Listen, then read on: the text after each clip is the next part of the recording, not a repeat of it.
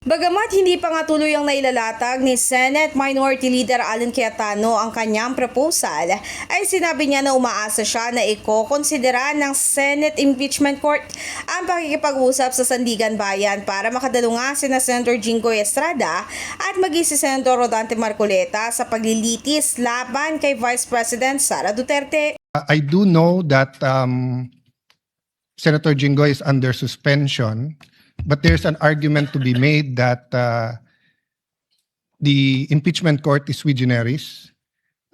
In ordinary committee hearings, we do coordinate with courts to ask that persons under their custody be delivered to the Senate or the House of Representatives under certain conditions.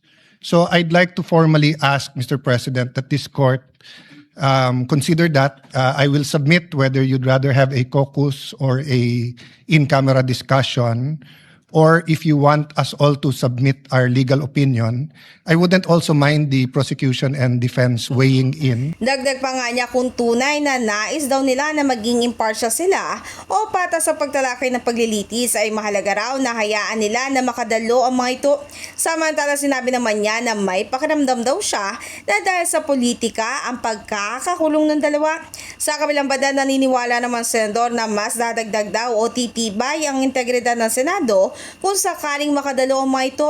Ang ideyang ito ay sinuportahan naman ni Senator Raffy Tulfo. Sabi-sabi na mainam daw kung makakapag-monitor sina Marcoleta at maging si Estrada sa isang TV monitor para makita ang daloy at ang mga tetestigo sa kaso laban kay VP Sara. In the heart of changing lives, ako si Brigada Ann Cortas ng 105.1 Brigada News FM Manila, the Miska News Authority.